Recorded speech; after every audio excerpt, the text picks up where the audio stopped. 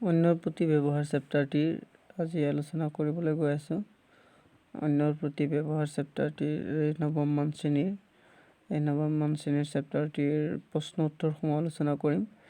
গতিকে তোমালোক সকলোৱে এই অন্যৰ প্ৰতি ব্যৱহাৰ চেপ্টাৰটিৰ প্ৰশ্ন উত্তৰসমূহ খুব ধুনীয়াকৈ বহীত লিখি ৰাখিবা, যাতে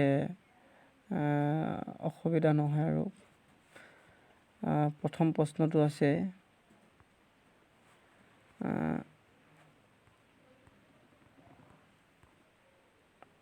সাৰথি পুথিখন কাৰ ৰচনা? সাৰথি পুথিখন সত্যনাথ বৰাৰ ৰচনা। কি নজনাৰ নিমিত্তে বহুত মানুহে জীৱনত নানাবিধ উপদ্ৰৱ ভুগিবলৈ পায়? মানুহৰ লগত কেনেকুৱা ব্যৱহাৰ কৰিলে বা কেনেকৈ চলিলে সুখে সন্তোষে কাল নিয়াব পাৰি, সেই কথা নজনা নিমিত্তে মানুহে বহুতো জীৱনত নানাবিধ উপদ্ৰৱ ভুগিবলৈ পায়। কোনটো শ্ৰেণীৰ মানুহৰ শত্ৰুৰ সৰহ? অবাবত কেতেৰা মাত মাতি মানুহৰ মনত বেজাৰ দিয়া শ্ৰেণীৰ মানুহৰ শত্ৰু সৰহ। সজ ব্যৱহাৰ অনুপান কি? নম্ৰতা আৰু সজ ব্যৱহাৰ। নম্ৰতা হৈছে সজ ব্যৱহাৰৰ অনুপাত। মনত অহংকাৰ ৰাখি মুখত নম্ৰ হলে মানুহক কি কৰা হয়? মনত অহংকাৰ কৰি মুখত নম্ৰ হলে মানুহক চল কৰা হয়। এই শ্ৰেণীৰ মানুহৰ স্বভাৱ নিচেই পাতল। ইয়াত কোনটো শ্ৰেণীৰ মানুহৰ কথা কোৱা হৈছে? যিবোৰ মানুহে লগৰীয়াক হঁহুৱাবলৈ লোকৰ গুপ্ত কথা সদৰি কৰে, তেনেকুৱা মানুহৰ স্বভাৱ নিচেই পাতল।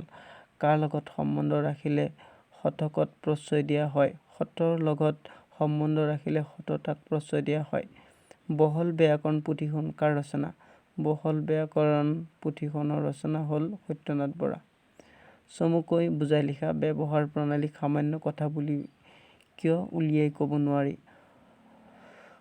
উত্তৰ: সংসাৰত সমাজ পাতি সুখে সন্তোষে চলাত মানুহৰ আচাৰ ব্যৱহাৰে এক গুৰুত্বপূৰ্ণ ভূমিকা গ্ৰহণ কৰে। ইজনে আনজনক কৰা ব্যৱহাৰেই হ'ল সুখ শান্তিৰ মূল চাবি-কাঠি।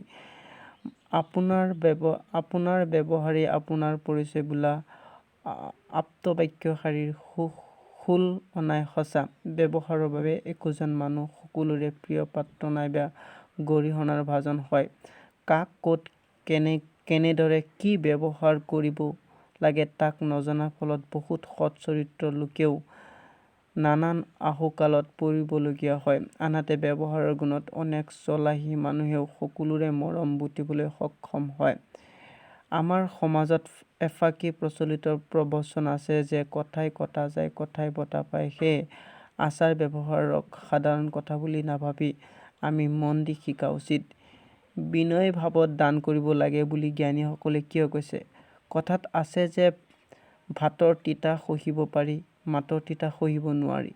তিতা মাতৰ মানুহ জানি কাৰো অহিত নকৰিলেও কেৱল কঠুৱা মাতৰ দোষতেই সকলোৰে চকুৰ কোঠা যেন হৈ পৰে। সিহঁতৰ গাত লক্ষ গুণ থাকিলেও অকল তিতা মাতেই সকলোকে ঢাকি পেলায়। তিতামুখে মাতিলে সহস্ৰ উপকাৰ মানুহে এক তিলে পাহৰে। অৰ্বুদ দানৰ ফল নিমিষতে লয় হয়। আনহাতে বিনয় মৰম ভূষণ সি কৰিব নোৱাৰে একো নাই। বিনয়ীক সকলোৱে ভাল পায় আৰু ক্ষমা কৰে। নম্ৰভাৱে আৰু যুক্তিৰে ক'ব জানিলে দোষৰ কথা ক'লেও মানুহৰ অসন্তুষ্ট নহয়। সেয়ে জ্ঞানীসকলে বিনয় ভাৱত দান কৰিব লাগে বুলি কৈছে, অন্যথাত নম্ৰতাৰ অভাৱত দানৰ কোনো মহত্ব নাথাকিব। তাৎপৰ্য ব্যাখ্যা কৰা। ৩ নম্বৰ প্ৰশ্নটোত তাৎপৰ্য ব্যাখ্যা কৰা। নম্ৰতা সজ ব্যৱহাৰৰ অনুপান। লেখক সত্যনাথ বৰাদেৱে অন্যৰ প্ৰতি ব্যৱহাৰ নামৰ পাঠটিত সজ ব্যৱহাৰ আৰু আচৰণ কথা ক'বলৈ গৈ নম্ৰতা আৰু সজ ব্যৱহাৰৰ অনুপান বুলি কৈছে। কিয়নো যিদৰে উচিত অনুপানেৰে ঔষধ খালে সি বেছি গুণ দিয়ে, সেইদৰে ব্যৱহাৰত নম্ৰতা মিহলালে তাৰো উপকাৰ সৰহ হয়। দম্বালি মাৰি কথা ক'লে সমাজত অপ্ৰিয় হোৱা দেখা যায়। সেইকাৰণে আমি নম্ৰ হোৱা উচিত। নম্ৰতাৰ পৰা মানুহৰ মনৰ উচ্চতাহে প্ৰকাশ পায়। নম্ৰতা এটা মনৰ গুণ, মিঠা মাত তাৰ ফল। মনত নম্ৰতা ভাৱ থাকিলে সুখেৰে আপোনা আপুনি মিঠা মাত ওলায়। মিঠা মাতেৰে সকলোৰে অন্তৰ জয় কৰিব পাৰি। সোণৰ জেউতী অমান্য কৰিলে নকমে। সোণ এবিধ বহুমূলীয়া ধাতু। ই সকলোকে আকৰ্ষিত কৰে। সকলোৱে সোণৰ অলংকাৰ পিন্ধিবলৈ ইচ্ছা কৰে, কিন্তু ইয়াৰ মূল্য অধিক হোৱাৰ বাবে সকলোৱে সোণ কিনিব নোৱাৰে।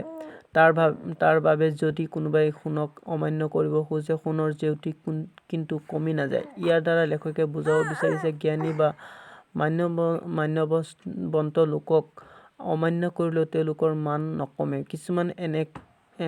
কিছুমান এনে মানুহ আছে যিয়ে সমাজত সন্মান থকা ব্যক্তিক অসন্মান কৰিলে পুৰুষালি কৰা যেন পায়। সেই দেখি চল পালে অসন্মান কৰিবলৈ নেৰে, কিন্তু সিহঁতে ভাবি নাচায় যে মান্যৱন্ত বা সন্মানীয় অমান্য কৰি সন্মান কমাব নোৱাৰে।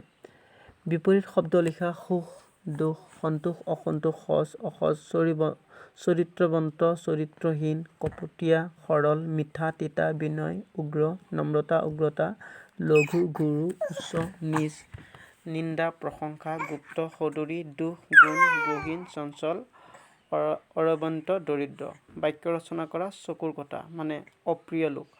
নৰেশ্বৰ তাৰ ব্যৱহাৰৰ বাবে গোটেই অঞ্চল চকুৰ কুটা স্বৰূপ হৈ পৰিছে। পেটত কথা ৰাখ, মনৰ কথা লুকাই ৰাখ, তাৰ পৰা আচল কথাটো জানিবই নোৱাৰিবি, কাৰণ সি পেটত কথা ৰাখে।